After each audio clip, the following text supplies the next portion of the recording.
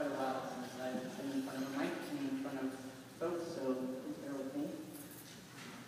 Shortly after my 23rd birthday and a year of heavy self-reflection, I came out to trans to my classmates, professors, friends, and a few select family members.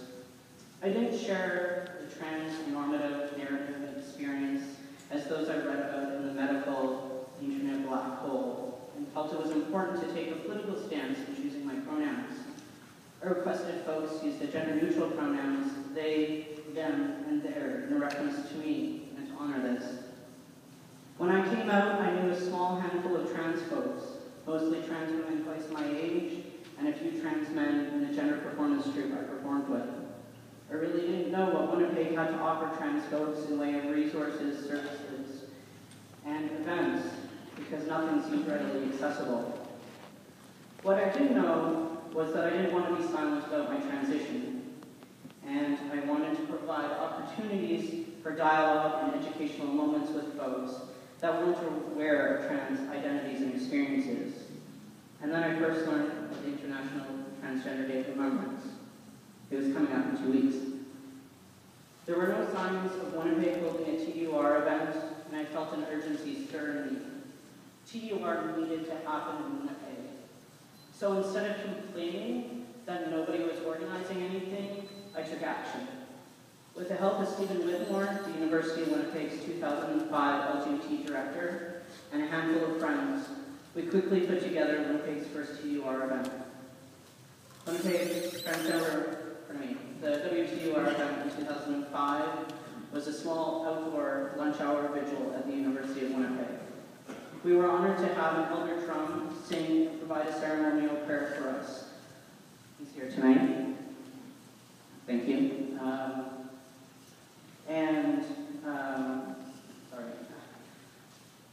We also had speakers that shared their personal experiences, addressed transphobia, and provided suggestions for folks on how to be trans allies. Our ASL English interpreter was a trooper for signing in minus 30-degree weather with wind chill that was much worse than that. And in the spirit of the International Transgender Day of Remembrance, we lit candles and read the names of those who passed. Our 40-person audience consisted of a women and gender studies class, friends, family, community members, and community organization representatives. Knowing that this event needed to continue, I encouraged some rad friends of mine to create the grassroots, no-budget organizing committee that grew every year. Each year, we welcome the contribution of elders, community and family members, musicians, members of parliament, ASL interpreters, photographers, volunteers, community organization representatives, and counselors. Additionally, we held community discussions, nonviolent protests, anonymous questionnaires, and films.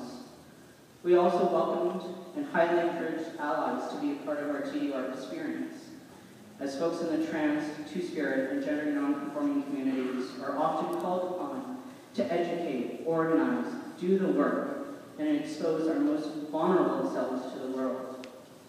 Members of the media were also invited to attend the event and interview us, as we felt that exposing transphobia was important, and therefore we were also involving the larger Winnipeg and Manitoba communities in trans awareness and rights. To be more accessible, we moved the lunch hour event off campus to a downtown venue at night. Thus, we allowed for 150 plus people to attend our annual event.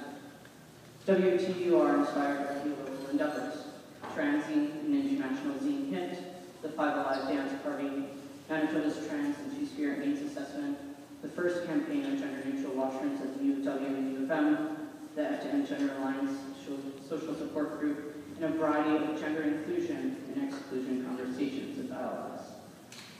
At the heart and soul of our WTUR events is compassion, love, respect, and the continual remembrance of honoring trans folks, two-spirit folks, and gender non-conforming individuals who have been murdered. After experiencing some burnout, the organizing committee, which was also doing WTUR and Transzine, and my out-of-town surgery coming up, the WTUR organizing committee opted to formally disband and hand the event planning over to the community via the Rainbow Resource Center. both in organizing W2UR. A big thank you goes out to Sarah Guy and Alberta Club. W2UR was and continues to be made possible by many individuals, friends, family members, community, organizations, businesses. For those of you in the audience tonight that have volunteered at, spoke at, organized, did any kind of donating of anything, can you please stand up if you're feeling it?